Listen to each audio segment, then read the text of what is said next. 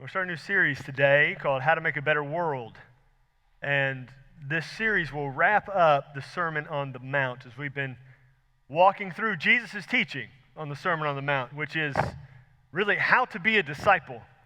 You know, Jesus was doing all kinds of miracles and stuff, and all these people were gathering around him and acting like they wanted to follow him. And so Jesus stepped up with the Sermon on the Mount and kind of gave them this teaching that says, okay, fine, you want to follow me? This is what it looks like. And that's what Matthew 5, 6, and 7 is. And we're starting today to look at how he wraps that thing up. How to make a better world. It's kind of the theme, really, of the whole Sermon on the Mount, is we want to make a better world. Not necessarily for the world's sake, but for God's sake. And I've got something that's going to help me illustrate the point this morning.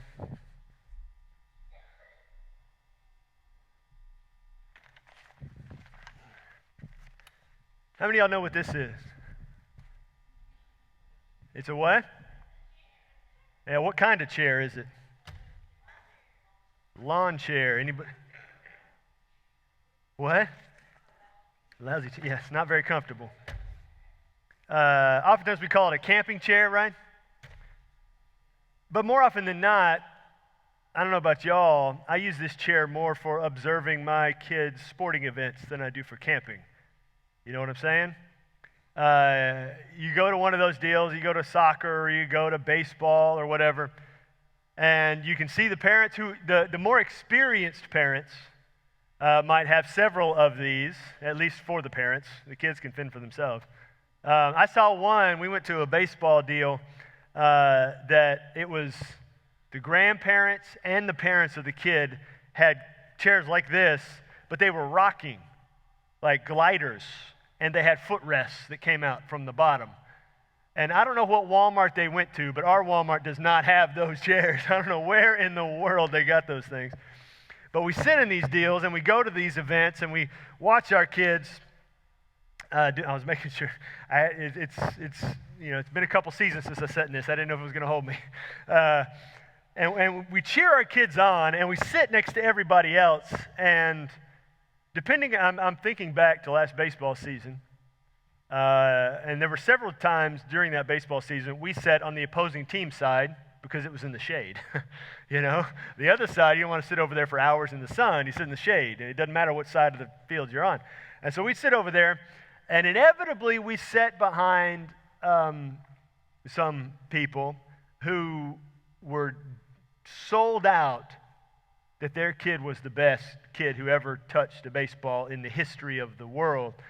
And they would yell loudly and talk about certain things. But then I discovered it's not necessarily me saying they do that, because I'm that same parent. I am a loud parent when it comes to watching games. You can ask my kids. Basketball season just wrapped up. And there was one time we played a game over at Legacy Academy, and they streamed all of their games online. And Katie couldn't go that day. We had a sick kid. And she said, "Oh, it's online. I'm watching it." And I said, "Oh, I didn't know it was online." I said, "Could you hear me yelling?" And she goes, "Yeah, you're the only one I could hear yelling." So, well, great. And I'm very loud when it comes to those things. But when we go to these games, especially when we're going to watch our own kid or maybe our own grandkid, we have a bias when it comes to who is the best player on the field or the court. And we should. It's our kid. But it gets into trouble when we communicate that in our demeanor and our words to our kid in a certain way, when we start not just building up their self-confidence, but building up their pride in a certain way, and begin to say things like, in front of them, you need to be in the game more. We would have won if the coach didn't put you out in right field and put you at first base instead of that other kid who was his kid because the coach's kid. We would have won that game. If they would have put you at this place in the lineup, we would have got more hits, we would have got more runs. And we have a certain bias when it comes to things like that, or when it comes to things we observe or Monday morning quarterbacking. We have a bias about how the quarterback or how the head coach does his game and how he calls his game. And we have a bias because we feel like we know the way it should be better than the one who's actually in the role, who's doing the calling. And a problem becomes when that bias not just changes us, but begins to have an impact on everyone else, and it's a negative impact. So what we need to do is what the title of the message is today. We need to develop a better bias. A better bias. Because as human beings, we all naturally have one. Whether we act like it or not, or say we do or not, or say, well, I'm objective in this. Well, no, we're not. We have biases and we have leanings one way or another. Maybe depending on what news channel you watch, maybe depending on what your favorite sports team is, maybe depending on what sport you're watching. If you're even watching a sport, you have a bias against sports. Maybe you have a different leaning in certain ways about the brand of ketchup you buy. You know, that one brand is garbage and this other brand is heaven. And maybe it's about anything else. Maybe it's about people who drink Pepsi and not Coke. One is the real thing, one is not. I saw some of you just perk up and look at somebody next to you on that one. Got some fights going on in houses. Maybe you got biases about different things, and we do. It's ingrained in us. You can't not have them. But what Jesus is going to talk about today, we're going to look at in Matthew chapter 7. It's on page 812 if you're going to use the Bible on the rack there. Is we need to develop a better bias, one that's influenced by Jesus rather than one that's influenced by how I'm feeling in the moment. So turn in Matthew chapter 7. Move this out of the way. Matthew chapter 7 there. You can also find it on our website if you got a smartphone, dequeen.church. And Jesus begins to speak in wrapping up his Sermon on the Mount in a way that is deeply convicting, not just to the people there watching and hearing, or his own little circle of disciples, but to us now, nearly 2 millennia later. Look at Matthew chapter 7, verse 1. Judge not, that you be not judged. Has anybody ever heard somebody say that verse to you? In defense? Judge not. Who are you? Don't cast the first stone. Judge not, that you be not judged. Don't come to a conclusion. Don't make an assumption and don't be a conclusion jumper before you gather all of the information about a situation. You know, I may feel like I'm making a deduction based upon information I have, but in reality, we don't have all of the information. We may feel like we've got enough. I know I've done this many, many times. I know enough to make a decision about that, to come to a conclusion about that situation. I've heard enough. I've experienced enough. I've done enough. I know this situation, and then made a decision, and it was the wrong one, because in reality, I don't know everything. You don't know everything. There's only one person who knows everything, and that's Jesus. It says, judge not, that you be not judged. The only one with all of the information necessary to really make a true assessment or judgment is Jesus. But again, just like with the bias thing, we're hardwired to make an assumption about a situation, to feel like we have enough information for a deduction to draw a conclusion. But by doing that, we are really supplanting God, because only He can make a judgment, an accurate judgment. Look at verse 2. Jesus is going to continue to build this. He says, for with the judgment you pronounce, you will be judged. With the measure you use, it will be measured to you. So the amount of conclusions that I jump and assumptions that I make, they will also be made about me. Who likes it when somebody makes an assumption about you? When somebody jumps to a conclusion about you based upon something they've observed. Who likes that? Yeah, nobody does. Nobody likes it. And so when we do it to somebody else, that's just saying, well, then anybody can do it to me as well. Otherwise, we're hypocrites.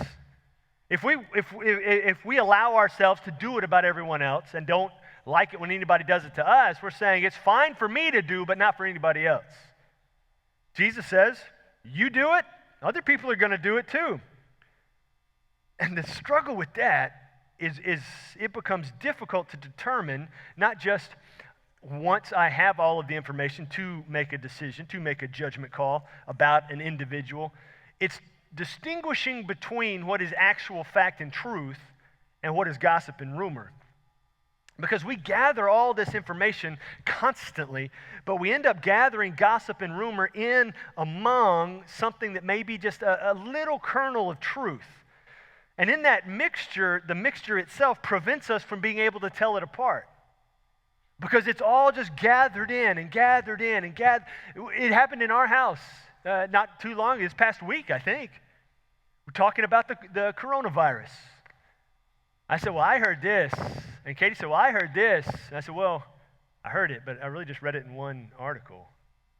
And if I think back and go back and look, it's from a website I'd never heard of.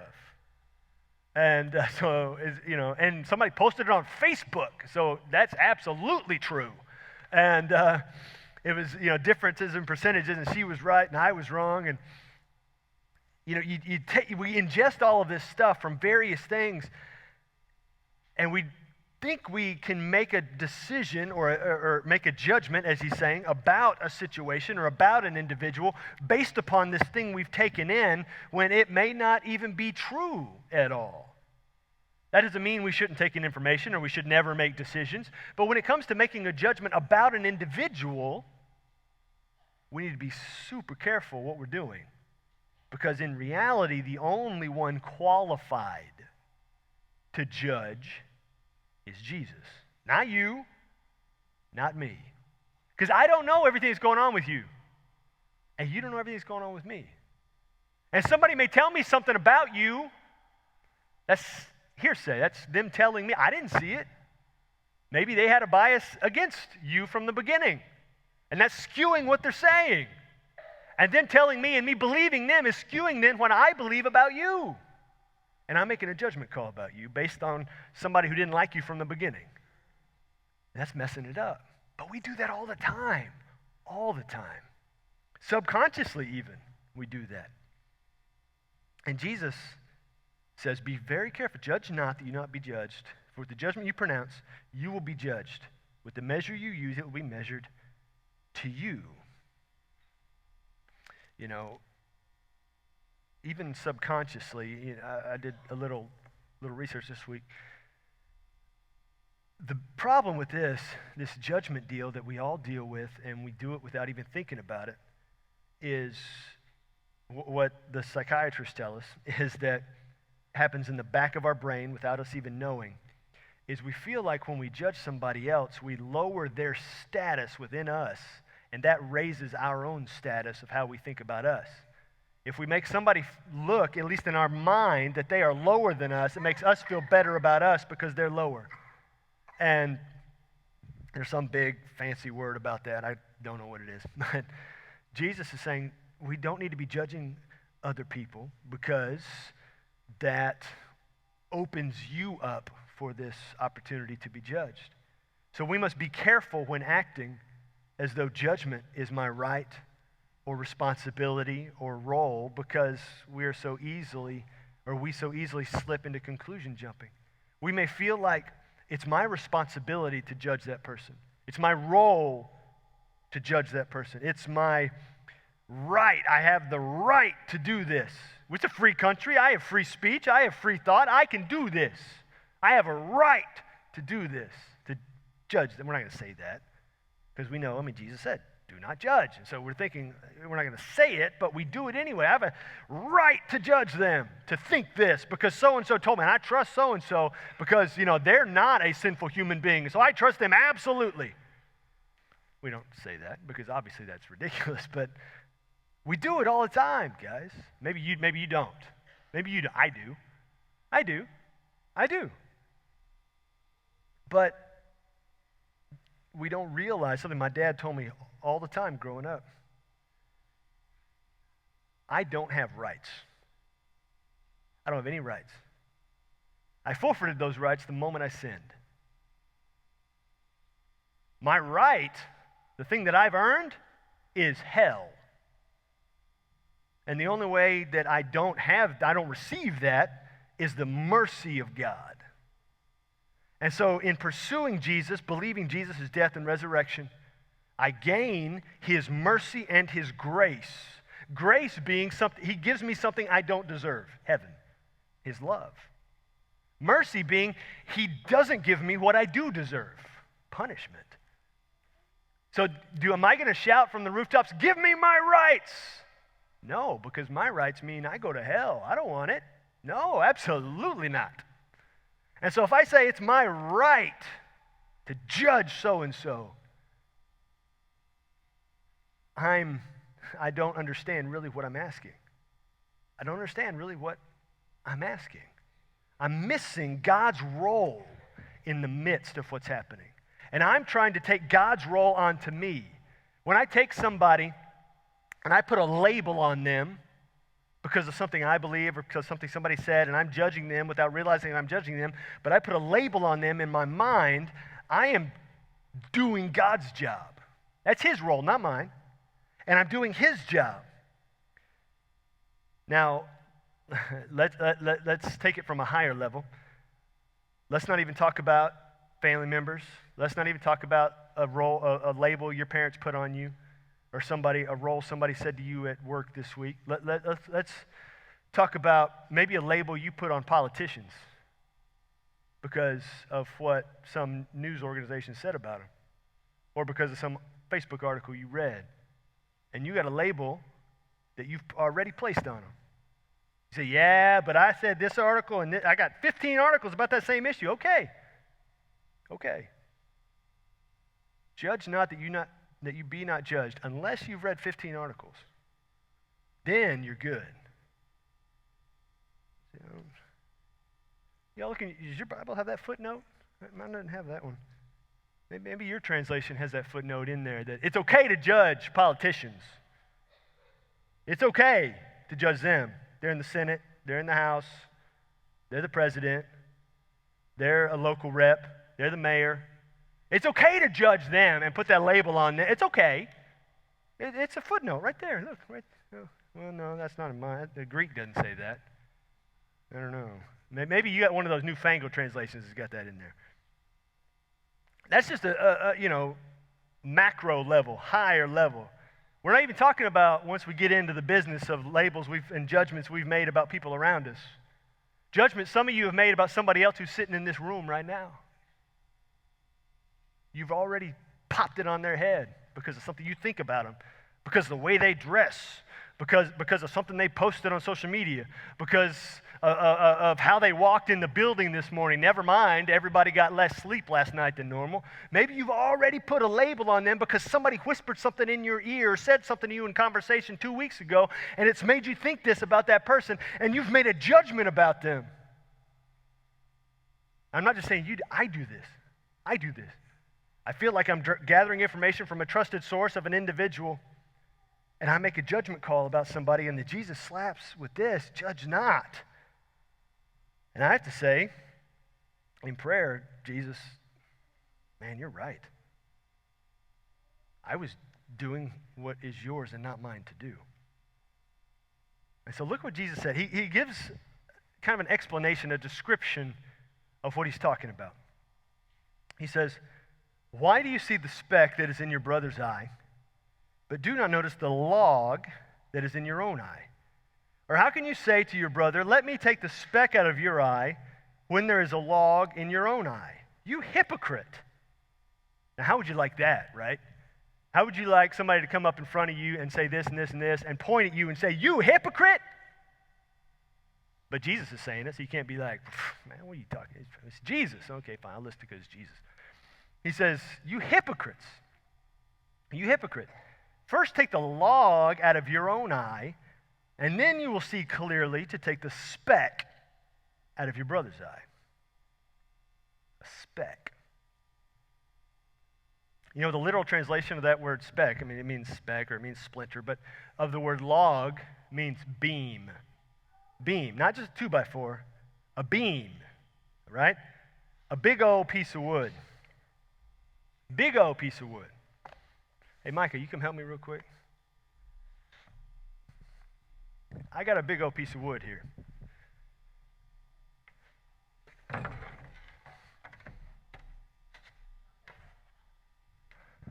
Why don't you come over here and stand on the deal here? Come stand over here.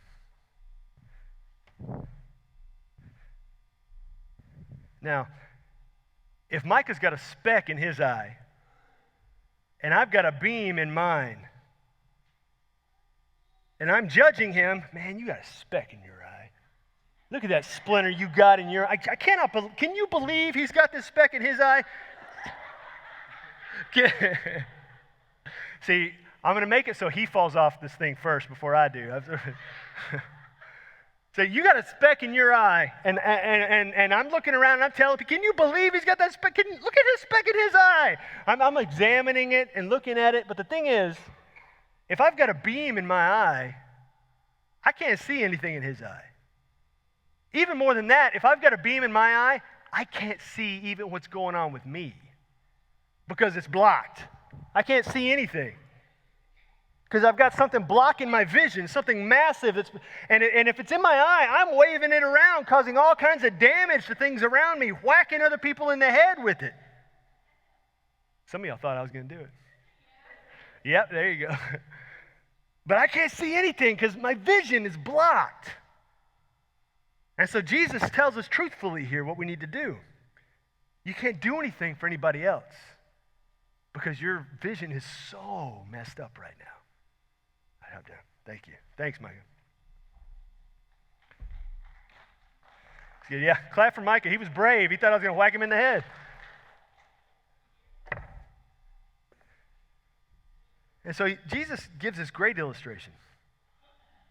A speck, a splinter, and a beam. He says, you need to take care of what you've got. And Paul speaks about this in Romans chapter 2. He says, because you practice the very same things. We look around, and the thing is, too, in this Facebook, Instagram world, we see everybody's highlights.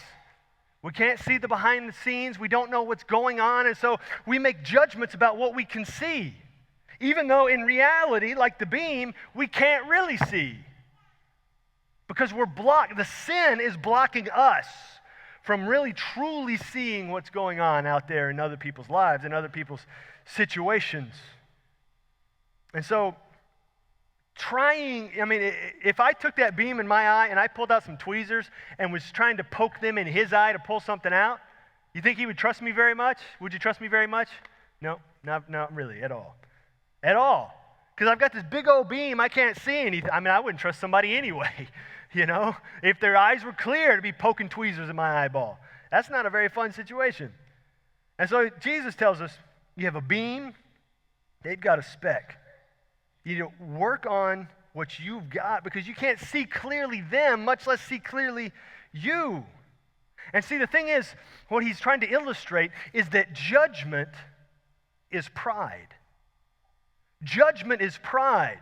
I've got this big thing blocking my vision, and I am so prideful as to say, well, you've so screwed up your life. You got this, that, and the other thing going on, and you need to fix what you got here and do that. All the while, I'm swinging my beam around, causing all kinds of damage to everyone else's life around me, doing all kinds of damage to the kingdom and the cross of Christ and what he has placed on us in our responsibility now to fulfill and do.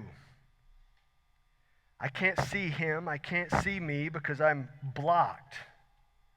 And that is exactly why I must trust the only one who can see clearly to take care of my life. Trust only Jesus. Trust only Jesus. I am not qualified to even clean out and clear up my own life. Because my vision's blocked by a beam. I've got to trust Jesus. I've got to trust Jesus. The same way, if Micah's standing up here with a speck, he's got to trust Jesus. He's got to trust Jesus, just like I've got to trust Jesus. And so the judgment and the cleanup and that's Jesus' call, not mine. That's Jesus' call. not mine.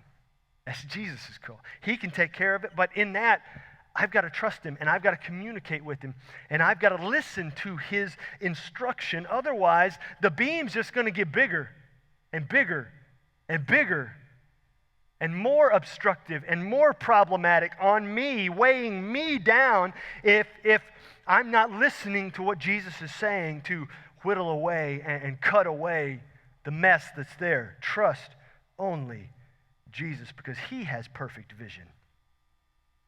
And now Jesus says, verse 6 here, and just at first reading, maybe you're smarter than me, but at first reading, it doesn't really seem to match up with the other stuff that he's just said.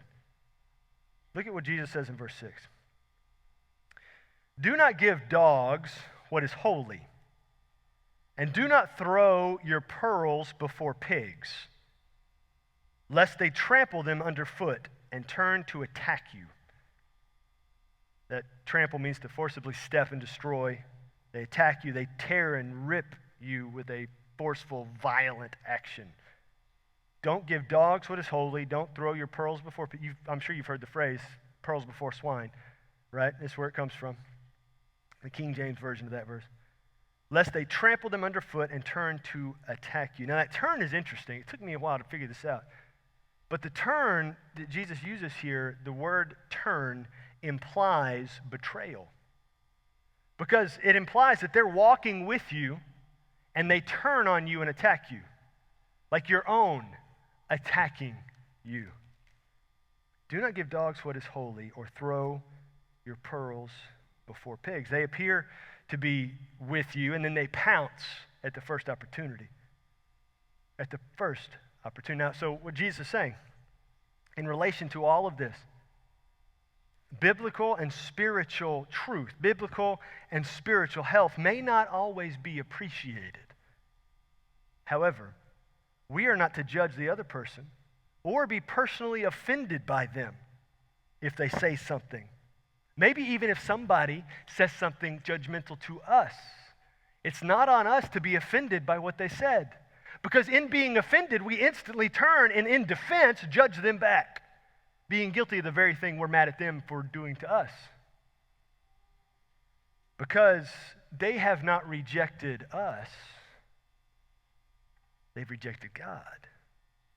God told this to Samuel in 1 Samuel. Samuel was frustrated because he had been leading the nation. He had been, honestly, he'd really just been doing what God told him to do. He wasn't a king, but the people came to him and said, we don't want you anymore, we want a king, like everybody else. We want to be like everybody else. And Samuel was upset, and Samuel was frustrated, and he went to God as he should. And God said, man, don't be frustrated, because they're not rejecting you. You're just my mouthpiece. God said, they're rejecting me as their leader. Now, it doesn't say Samuel's okay with that. Samuel just doesn't write down what he was thinking beyond that moment. But when this happens, this betrayal, this turning, the offense shouldn't be taken personally, because when we allow offense to embed itself within us, sometimes, an offense, being offended by someone is an innate responsive reaction. It just happens. But when we allow offense to, take root within us, embed itself within us, it develops into unforgiveness and bitterness, and that destroys our very soul. We have to forgive. We have to move, because when we introduce judgment into that moment, we enter into a whole new level of sin, a whole new level of plank in front of our eyes that prevent us from doing what God's called us to do. And so then, opinion-based conclusions that are drawn about another person are in reality the height of hypocrisy. I can only observe a small sliver of that person's life, and then I judge them based on my assumptions about what I can't see that's going on there. And all the while, there is so much that is in need of refining in me that I'm spending too much time. Again, maybe it's not you, it's me. I spend too much time thinking about how that person has messed up than thinking about how I can better me. Thinking about how that, if only they would get right with Jesus, man, it would all be good. They got to do this. If they were in church today to hear that song, man, I'm going to send them a link to that sermon, excerpt that I saw, because they need that. So they're so far from God, and we think these thoughts. I think these thoughts, and we miss what God's trying to say to us, because we've allowed Satan, the enemy, to put up residence in our brain. We didn't, Satan walks in there, and says, hey, I'm Satan. I want to occupy space in your mind. We're going to say, no, sir. But he comes in the back door, and he creeps in, and he puts up a tent, and he lives there. And we listen to him. And we let that voice just speak into us. All the while it's growing and growing, and all of a sudden we have this plank in front of our eyes, and we don't even know how it got there. And we're trying to operate, and we're trying to function, and we're swinging around trying to look, but we can't see because it's blocked. Because of what we've been listening to, because of who we've allowed to set up residence in our mind. And so, in the judgments that I've made, Jesus saying, judge not. That's how he started the whole thing off, and then he gives us this illustration about it. I need to assess my own thinking, my own decisions, my own interactions with other people. But in the same way, I can't allow someone else's judgment about me determine my value, my decisions, or my, honestly, mood. Because that can only be determined by Jesus, or it should be only determined by Jesus. But how often, guys, do we allow somebody else's opinion or thought about us? How often do we allow that to affect, let's just base level, affect our mood, how we feel in the moment? And then we begin to have all these imaginary conversations about what we would say or what we should have said and how we could have done this, that, and the other thing. And we allow Satan again to creep in and set up residence in the back of our mind. And he's whispering these things to us. And he's taken over our week. And before we know it, it's the next week. And we never even got to what God wants to do this week. How can we accomplish what God wants us to do next week? And we begin to make a judgment about that person because of how they have occupied the space in our brain this entire time. But then, that's where another problem arises. When I take the judgment they've made and I'm the recipient of it from somebody that I may see has a beam. I may think they have a beam. And I'm making a judgment because I think I've only got a speck, as I see it. I've only got a little splinter, and they've got a beam, and they need to fix their beam, and they need to do this, that, and the other thing, or the beam's just going to keep growing bigger, and they're so screwed up, and I've got to fix it. Because that's what I'm seeing from my perspective. That's what I'm seeing from where I'm sitting. But in that moment, in an act of retribution, in an act of revenge, I am judging them back because of the judgment they gave me.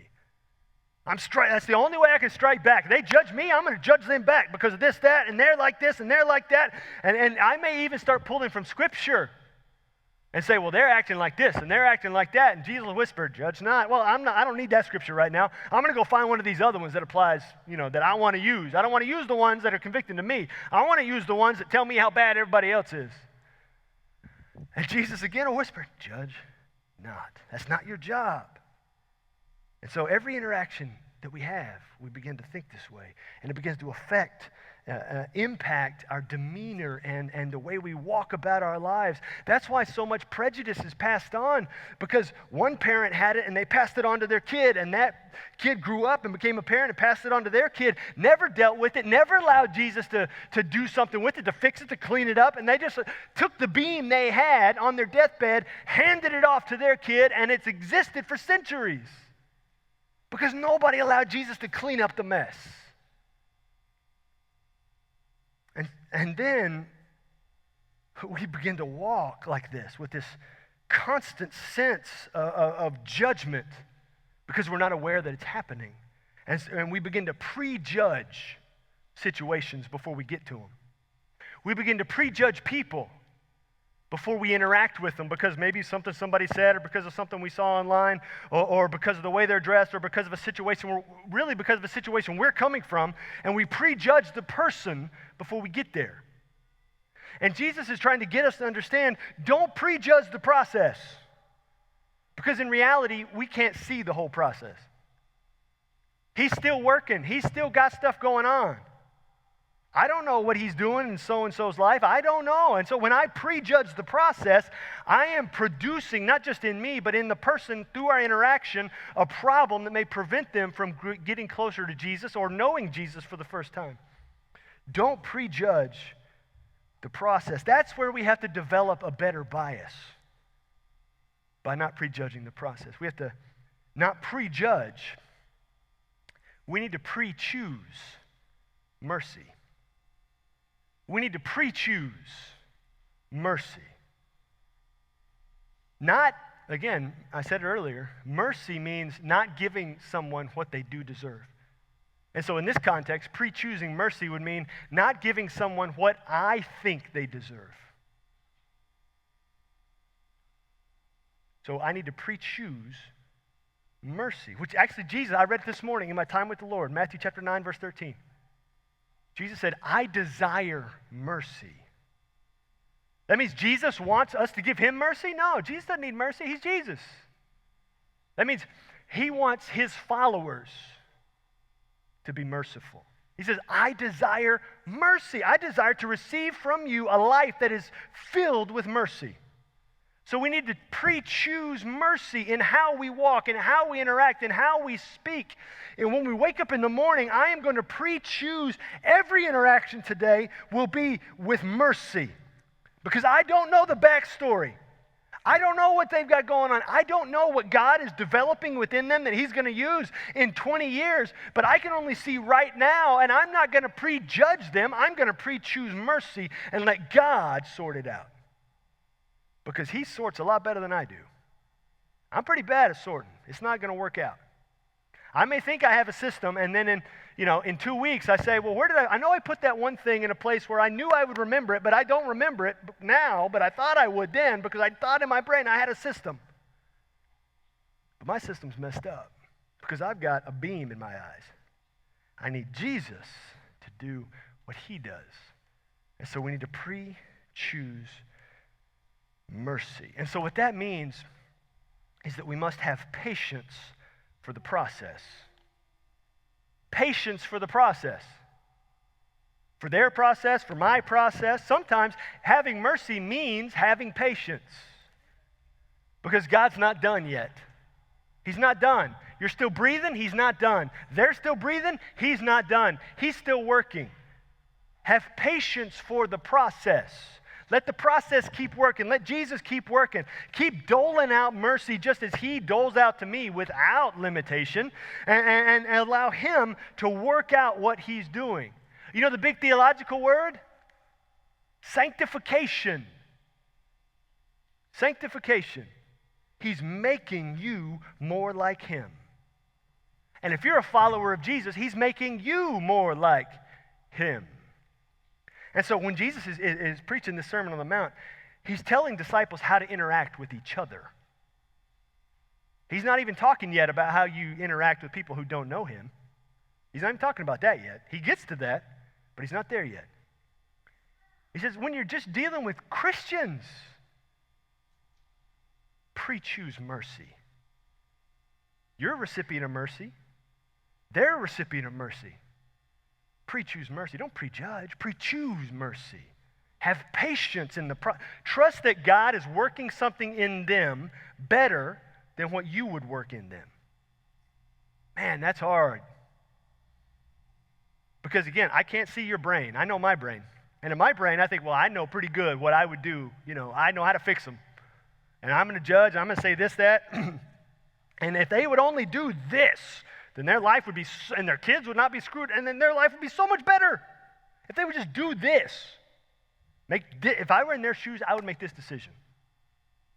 If I had their money, I would make this decision. If I had their job, I would make this decision.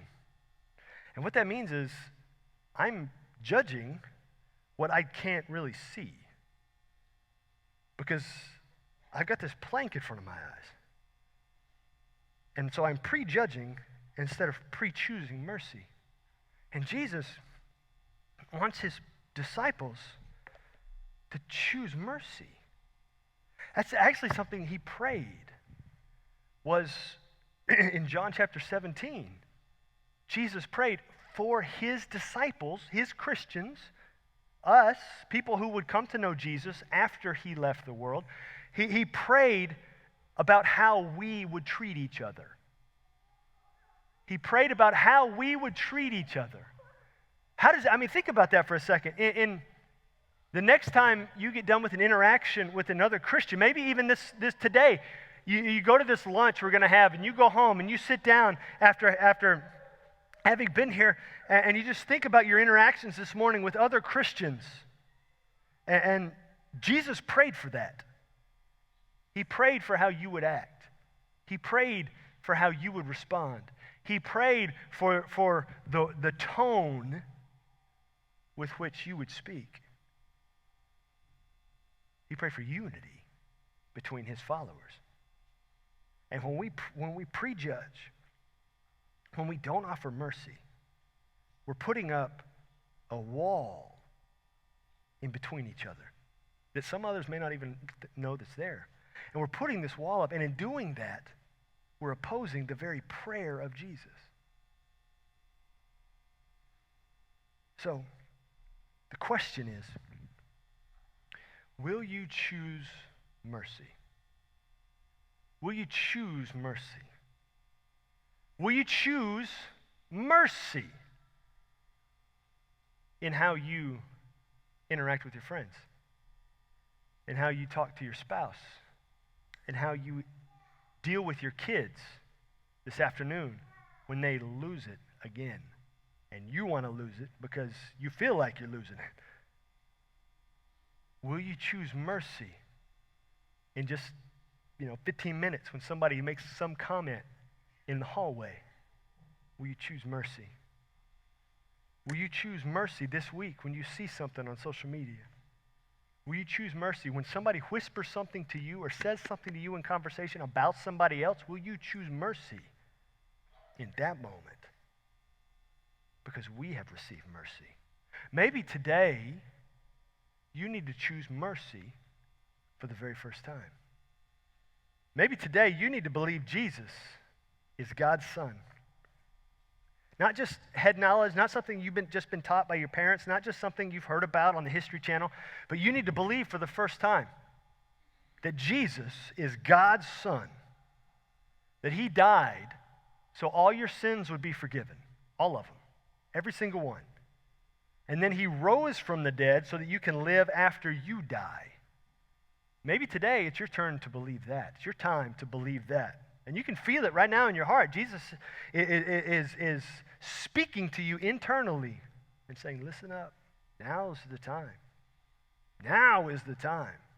Maybe you need to believe and receive his mercy right now for the very first time. We want you to. However we find ourselves in our journey today, will you choose mercy?